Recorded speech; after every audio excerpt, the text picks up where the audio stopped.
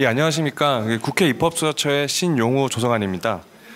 오늘 이제 특검법 시행령 개정에 관한 이제 공청회 이제 세미나 열렸는데, 저는 이제 주로 블록체인과 가상자산 관련한 이제 법적인 쟁점들을 말씀을 드리고, 20대 국회에서 어떤 입법 발의들이 있었는지, 그리고 21대 국회에서는 어떤 방향으로 입법을 진행하는 게 좋을지 이제 말씀을 드리고, 특검법 시행령에 관해서는 몇 가지 쟁점들에 대해서 화두를 던지도록 말씀을 드리도록 하겠습니다.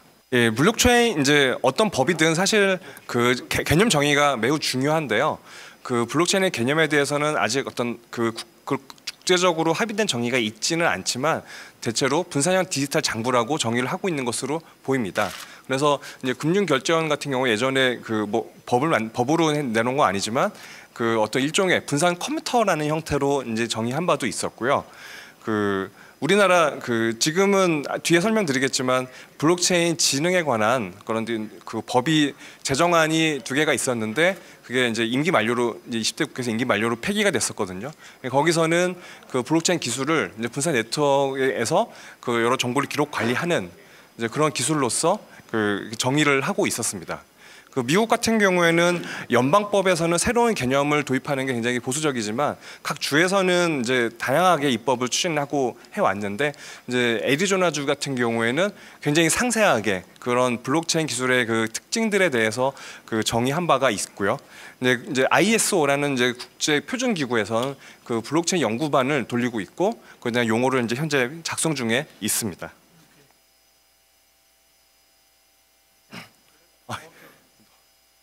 우리 블록체인과 연관된 스마트 계약이라는 개념이 있는데요.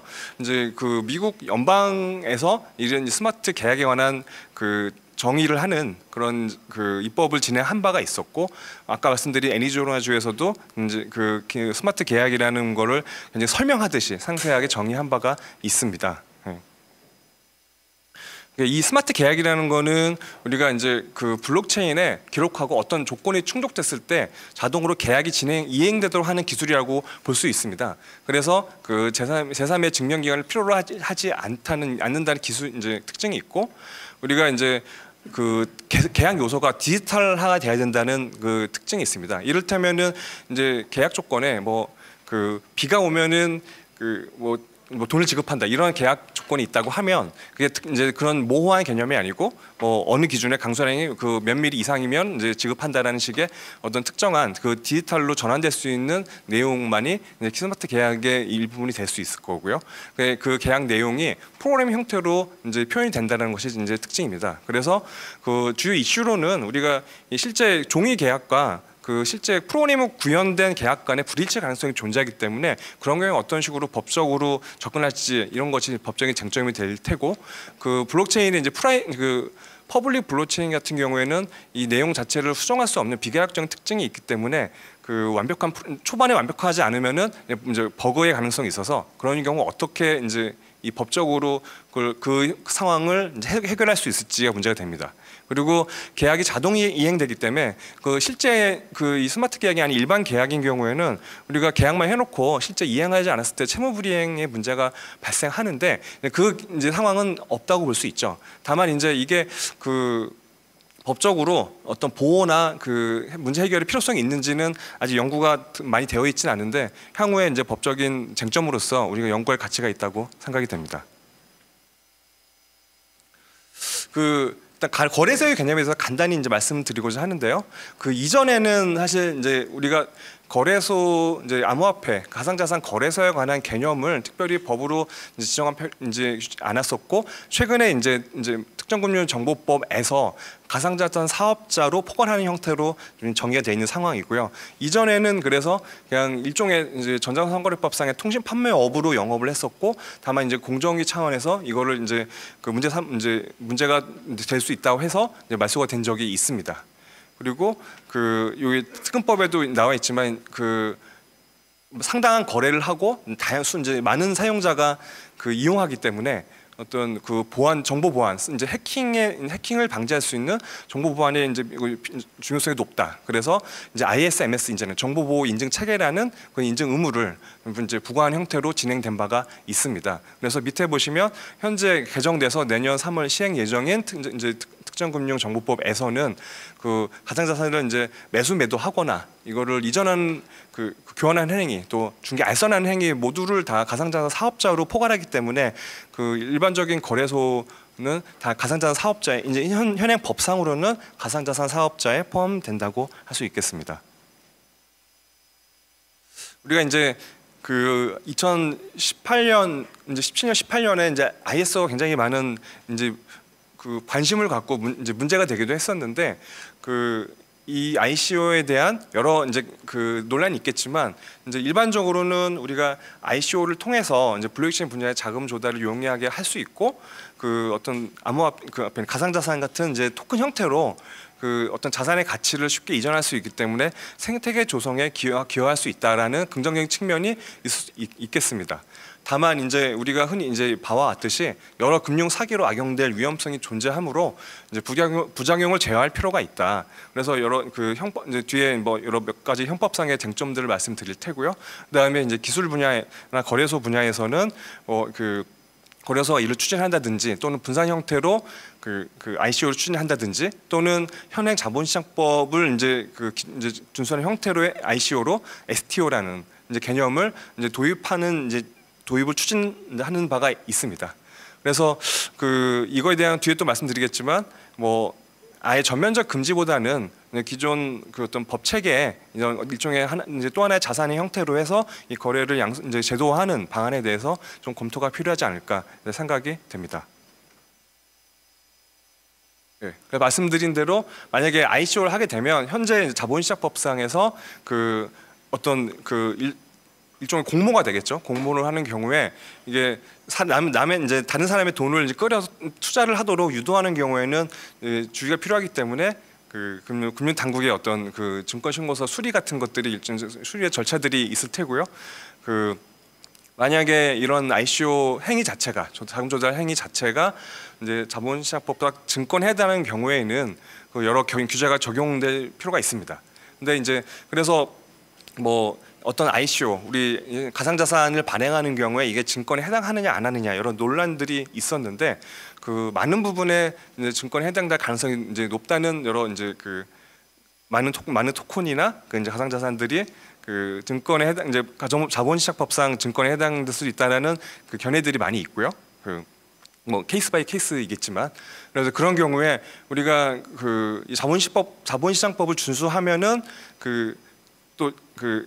우리가 이제 그 발행이 되는지 이런 것들도 사실은 이제 일종의 법상의 공개 형태가 있다고 볼 수 있어서 추후 21대 국회에서 이런 부분에 대한 그 논의와 그 입법 추진이 좀 필요할 거라 생각이 듭니다. 이게 유사수신 행위에 해당될 수 있다는 이제 ICO 관해서 그런 문제점들이 있었는데 흔히 이제 원금 보장을 하는 경우에는 우리 유사수신 행위에 해당할 여지가 있다고 해서 이게 일종의 그 투자 사기에 해당될 여지가 있어서 이런 부분에 대한 그 뭐 실제 사업을 영위할 때 이런 부분에 대한 이제 법적인 검토가 필요할 거라 생각이 됩니다. 우리가 순위 다단계라고 하죠. 그래서 3단계 이상으로 해서 그 여러 형태로 뭐 우리가 이제 금융 다단계라는 형태로 이 ICO가 악용될 소지가 있기 때문에 이런 법에 이제 적용될 여지가 있어서 그 실제 사업을 할 때 주의가 필요하고 그 사법당국 이제 수사기관에 그 수사 받을 수 있다라는 사실을 인지할 필요가 있고요. 그다음에 우리가 그 사기나 횡령, 배임 등의 그 어느 형사적인 법제에 이제 노출될 수가 있어서 이런 부분에 대한 검토가 좀 필요합니다. 이게 이제 형사 절차적인 쟁점들이 있는데요. 우리가 이제 실제 암호화폐나 가상자산에 대해서는 우리가 지금까지 그런 형태의 자산을 어떤 법적인 이제 그 테두리 안에서 다뤄본 적이 별로 없기 때문에 그 실제 그 집행상 그 형사 절차 집행상의 문제가들이 있었습니다. 그래서 그 어떤 그 범죄 수익으로서 최근에도 뭐 엠번방 사건에서도 문제가 됐지만 그 어떤 도박 사이트를 개설해서 그 돈을 그 비트코인으로 받은 경우에 그 범죄 행위로 인한 그 수익을 몰수 이제 할 수 있다는 규정이 있는데 이게 과연 그 법상의 몰수 대상이 되느냐? 그래서 그 형법상에서는 물건만 몰수 추징이 되기 때문에 지금 현행 형법상으로는 비트코인은 몰수를 할 수가 없습니다. 이제 다행히 이제 별도 형법 말고 이제 범죄 수익 은닉의 규제 및 처벌에 관한 법률에서는 이게 재산이라는 형태로 규정이 되어 있어서 현재 이제 우리 범죄 수익으로 비트코인을 얻은 경우에 그 재산을 몰수할 수 있고요. 그게 이제 재작년 이제 판례가 있었습니다. 그 다음에 거래소의 경우에 우리 강제수사를 할 수 있는지.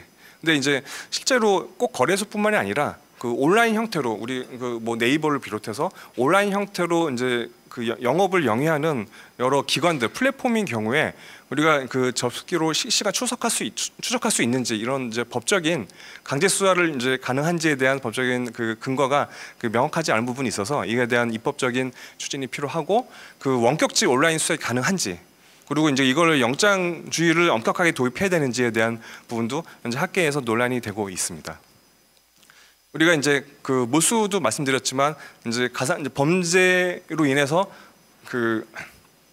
가사 자산을 보유하고 있을 때 이걸 압수를 해야 될 필요성이 있습니다.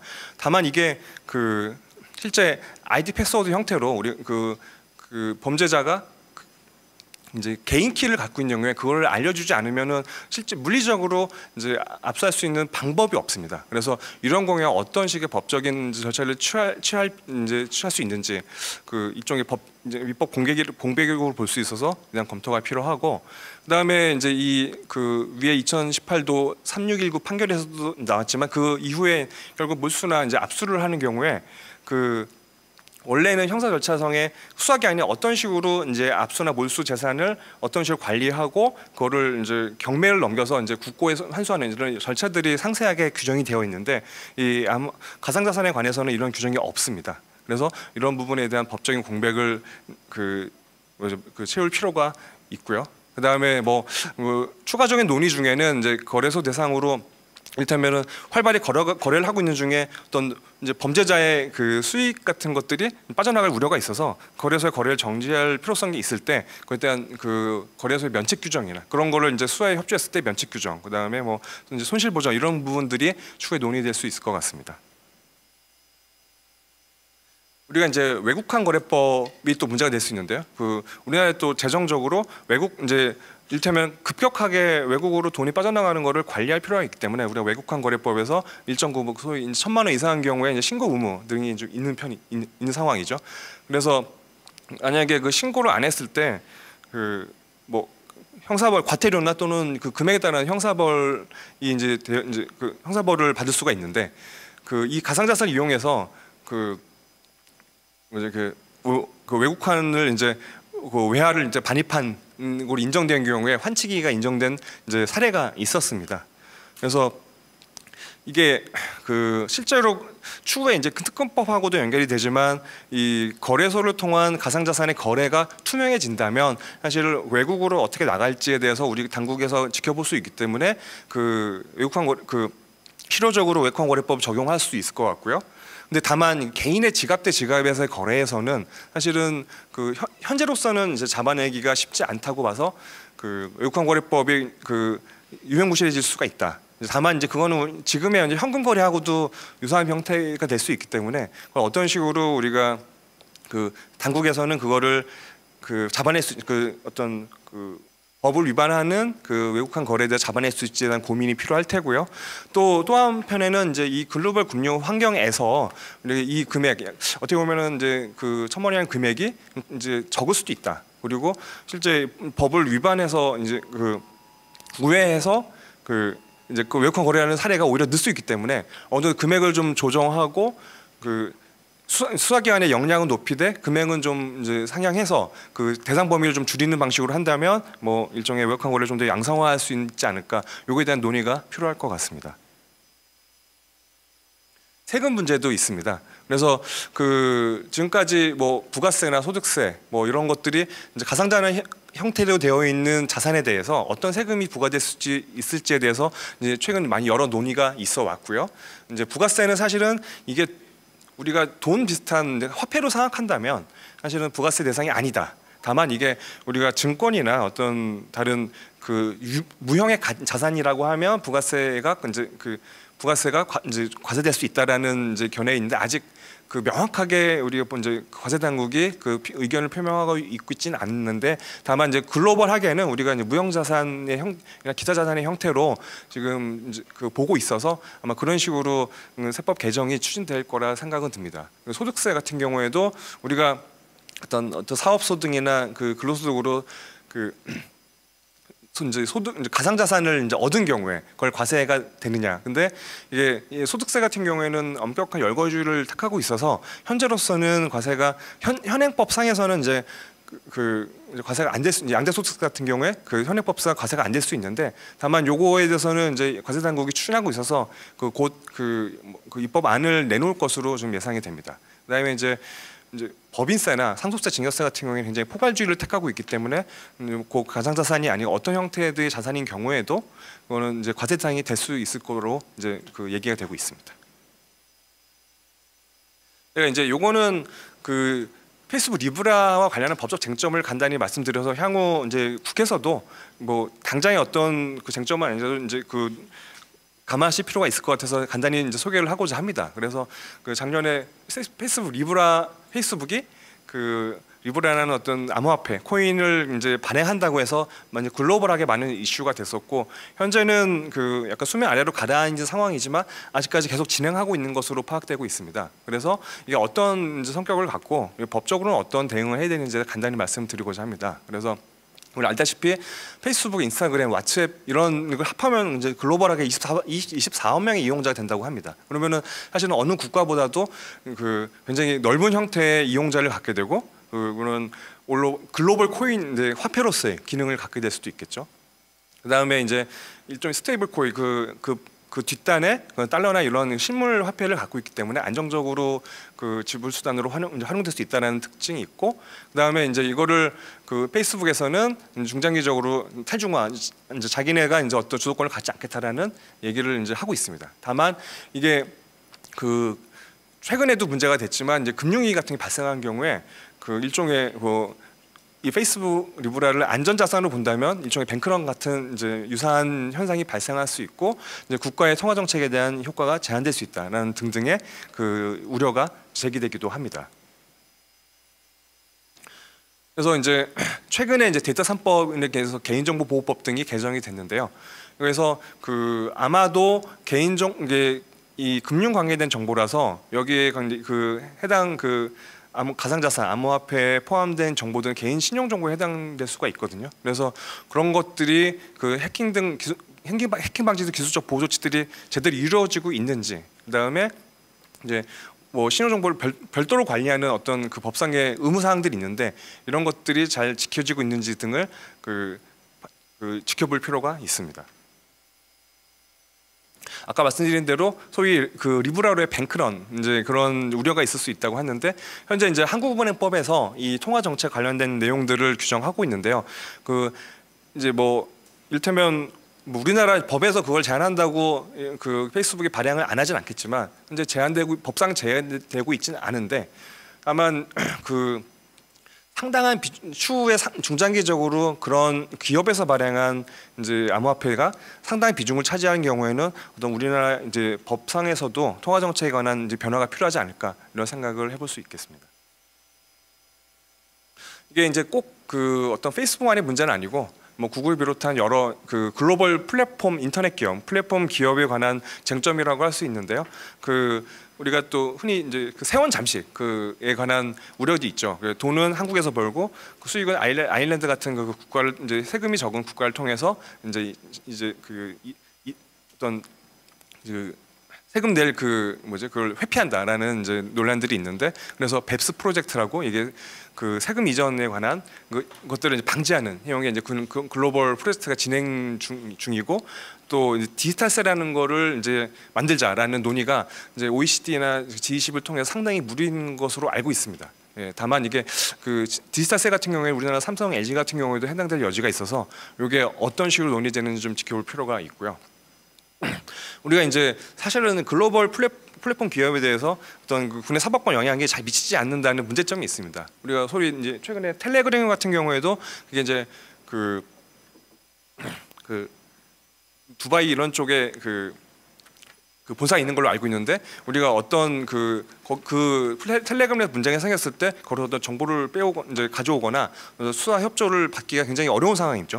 그래서 지금 그 정보통신망법에서는 원래는 개인정보 관련한 부분에서 해외 글로벌 기업들 일정 규모 이상의 경우에 국내 대리인 지정을 의무화하도록 규정을 해놨고, 지금은 이제 개인정보 관련한 거는 개인정보보호로 이관됐지만 일반적인 정보통신망에 관한 내용들에서 국내 대리인 지정 및 그런 협조 의무에 대해서 의무화하고 있는 상황입니다. 그래서 이런 부분들이 제대로 지켜지고 있는지, 그리고 어떤 식으로 하면 또 글로벌 협조를 통해서 실효성을 담보할 수 있는지에 대한 논의가 좀 필요하고요.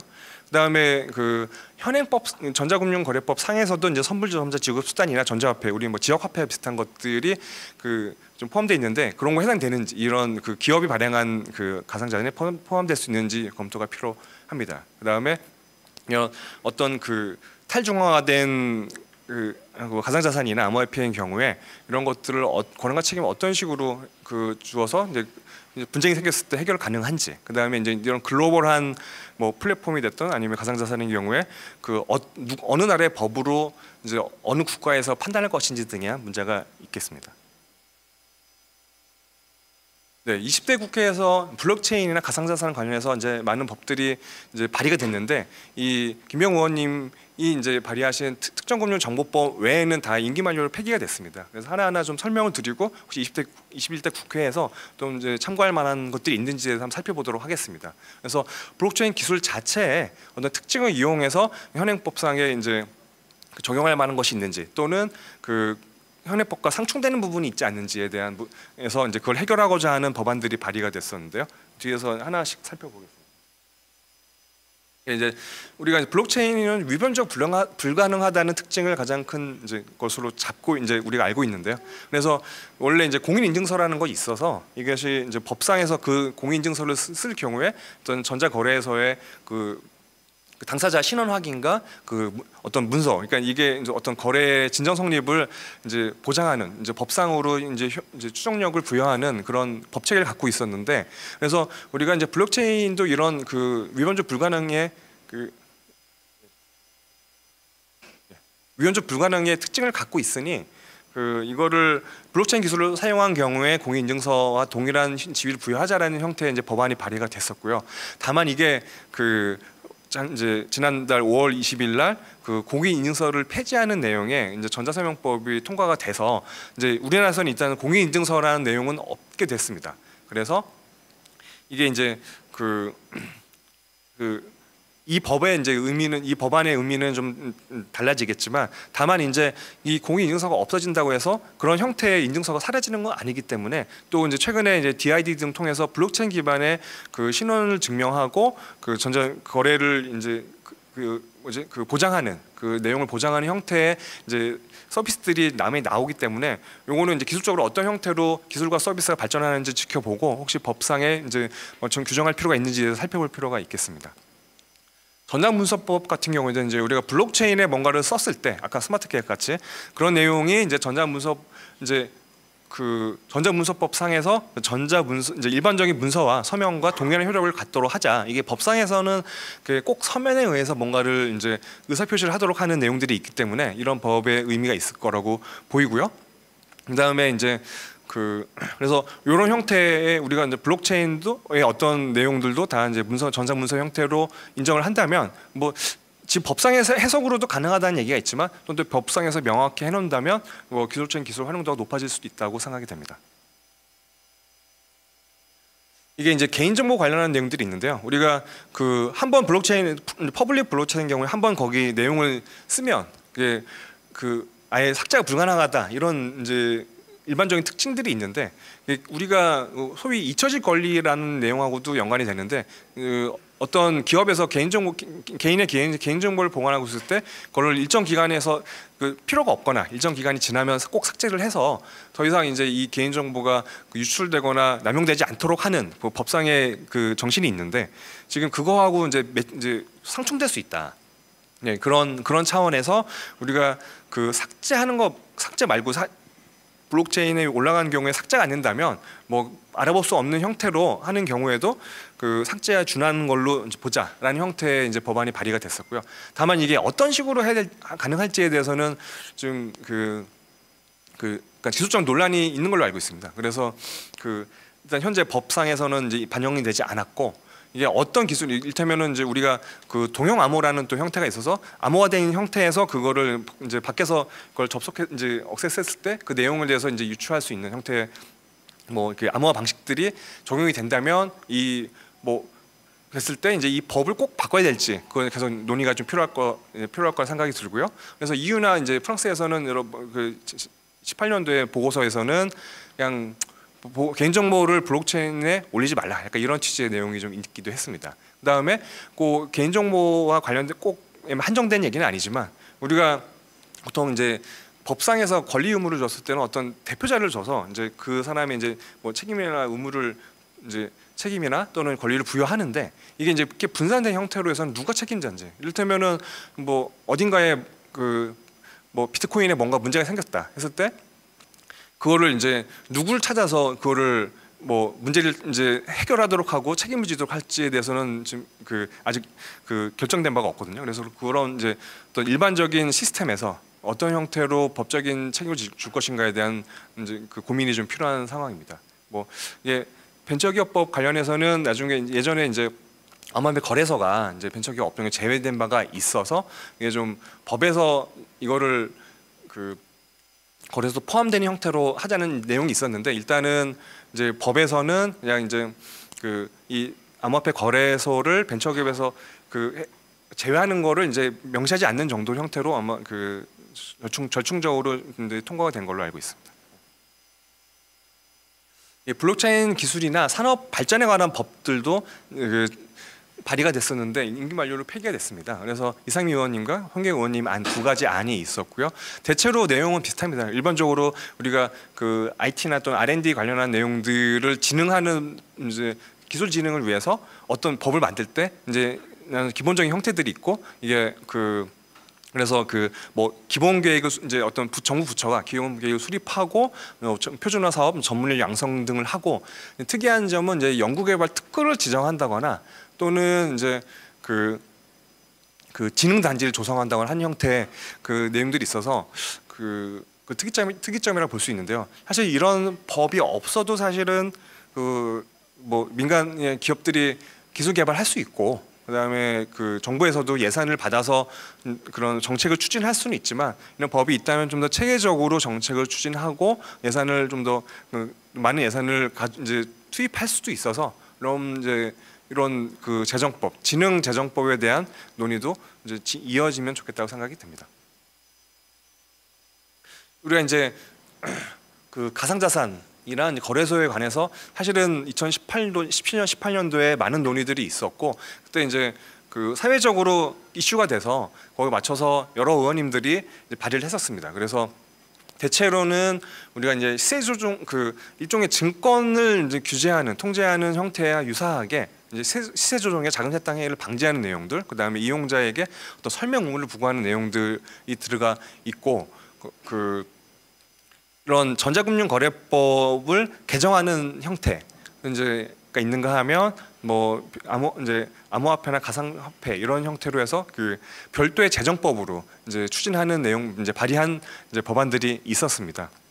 근데 이제 지금 이것들은 일단 임기 만료로 다 폐기가 된 상황이라, 이제 21대 국회에서도 이제 가상자산 이제 실제로 이제 거래소에서 이용자들이 거래를 하고 있고 뭐 일부 사용되는 경우도 있기 때문에 이것을 완전히 외면하기보다는 21대 국회에서도 이게 정말 필요한지, 또 이제 뒤에 이해붕 국장님께서 말씀하시겠지만 해외에서는 어떻게 하고 있는지를 살펴봐서 우리나라도 좀 더 적극적으로 이 제도화에 대한 논의를 이제 이어갈 필요가 있다고 생각이 됩니다. 요거는 이제 각 법에 대한 이제 비교를 나타내는 건데 한번 참고하시면 좋을 것 같고요.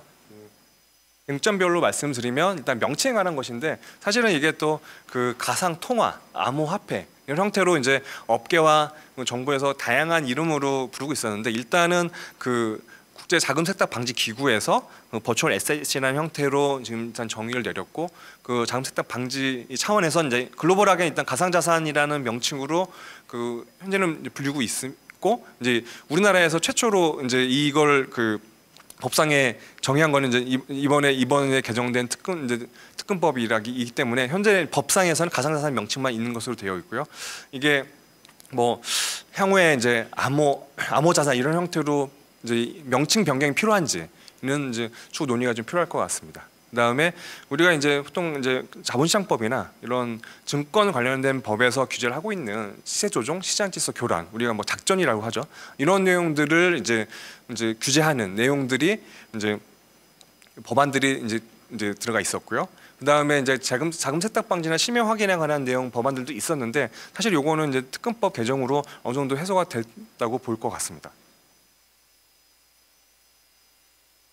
이제 안전성 확보 이게 사실 금융회사나 이제 우리 증권 거래 이제 한국 거래소와 같은 굉장히 많은 이제 그 자산들이 거래되는 이제 온라인 공간이기 때문에 해킹 방지 굉장히 필요하다. 그래서 사실은 이제 작년 재작년에도 굉장히 상당한 금액의 자산들이 해킹으로 이제 빠졌다. 이런 그 탈취됐다 이런 이제 기사들이 많이 있었는데요. 그래서 지금 대체로는 다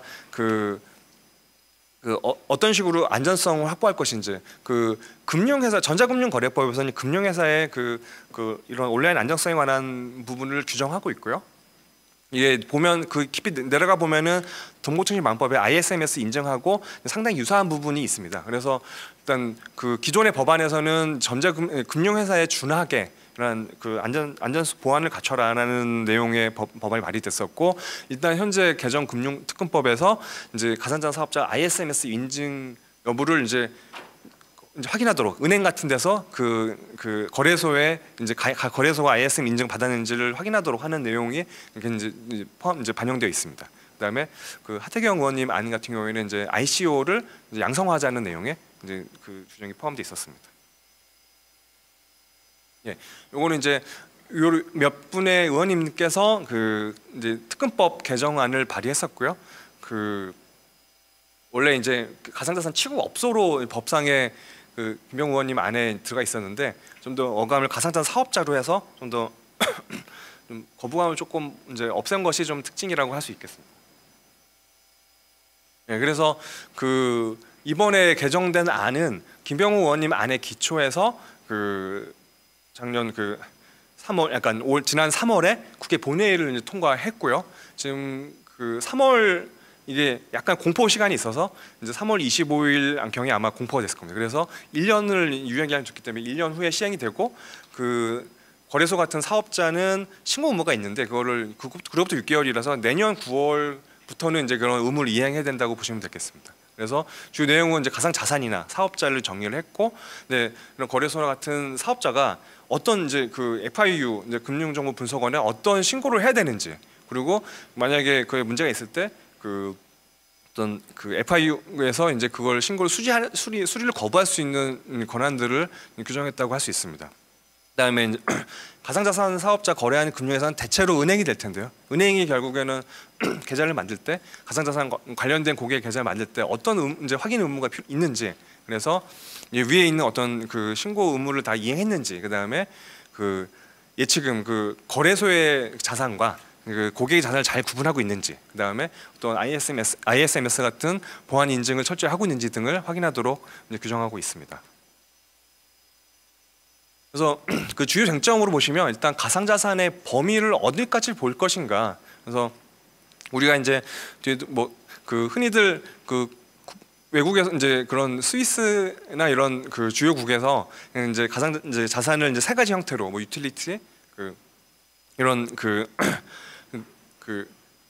뭐 증권형, 유틸리티형, 뭐 그 거래형 이런 형태로 이제 그 구분해서 그 만약 증권에 해당하면 증권법이 적용되고 화폐에 해당하면 화폐에 관한 적용되는 형식으로 이제 규제를 가져가고 있거든요. 그러면 이제 이 법상에서 현재 법상에서는 특별히 어떤 형태의 이제 그 가상자산을 배제하겠다는 내용은 없어서 이제 물론 대통령령에서 좀 더 이제 그 규정하겠지만 이제 폭넓게 규정할 수 있도록 되어 있습니다. 그래서 이게 우리가 이제 그냥 암호화폐 비슷한 것들은 다 이제 이 가상자산의 범위에 포함시켜야 될 것인지에 대한 논의가 필요하고, 이게 이제 특히 시행령을 이제 개정함에 있어서 이런 부분을 검토해야 될 것이라고 보고요.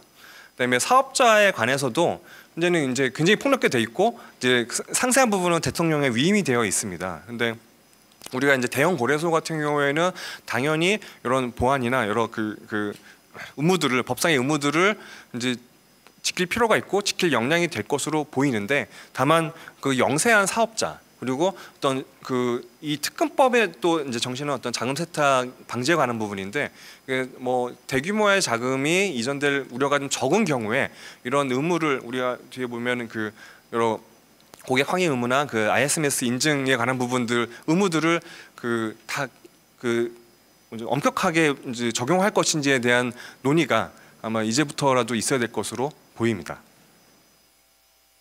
우리가 이제 가상자산을 송금할 때 우리가 있던 일정 금액 이상인 경우에 송금인과 수취인에 관한 정보, 그러니까 보내는 사람과 받는 사람의 정보를 다 이제 제공을 이제 받는 쪽 회사에 이제 제공해야 되는데, 우리가 이제 사실은 거래소 같은 경우에 자기네 본인이 이제 관리하고 있는 그런 이용자에 관한 정보는 알고 있지만, 사실은 어느 쪽 보낼 때는 그걸 쉽게 알 수 있진 쉽지 않거든요. 그래서 이거에 대한 거는 특히나 이제 국내도 마찬가지고 글로벌한 네트워크에서는 글로벌한 국제적인 공조 체제를 갖춰야 된다라는 논의가 있는 상황이고요. 사실 또 지갑 대 지갑으로 개인적으로 은밀히 거래하는 경우에는 사실 이게 현실적으로 잡아내기 어려울 것으로 보입니다. 그래서 법상에서 과연 이것을 그냥 묵인할 것인지, 아니면은 뭐 좀 예외 거래로 둘 것인지, 뭐 이런 부분에 대한 시행령 개정에서도 이런 부분이 검토가 필요할 테고요. 그다음에 이제 이 소위 이제 KYC라고 하죠. 고객 확인 의무가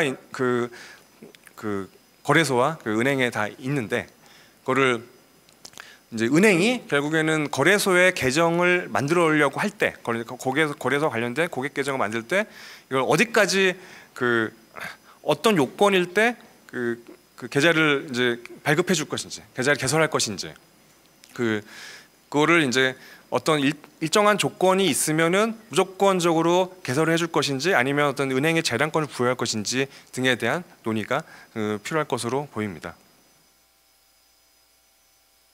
뭐 입법 과제라고 거창하게 말씀드렸지만 앞에서 대부분 많이 설명을 드렸고요. 그다음에 우리가 지금까지 가상자산과 관련해서는 다소 소극적인 정책과 입법 추진이 되어 있다고 보이고요. 다만 이제 실제 뭐 1년 전, 2년 전에 비해서는 다소 논의가 약간 오히려 진정된 국면이 있기는 하지만, 현재 많은 상당한 금액으로 거래가 되고 있고, 뭐 이렇게 글로벌 기업이나 또는 이제 중앙은행 등에서도 이런 디지털 화폐, 가상자산에 관한 논의가 이어지고 있는 것을 봤을 때, 우리가 입법이나 정책적으로 과연 어떤 공백 형태를 두는 것이 적절한지에 대한 논의가 21대 국회에서 이어질 필요가 있고, 거래소 가상자산 거래에 관한 제도화, 그다음에 거래자산의 특징과 관련된 여러 절차법적인 입법 공백을 메꿀 수 있도록 21대 국회에서 논의가 이어지기를 기대합니다. 이상 발표를 마치겠습니다.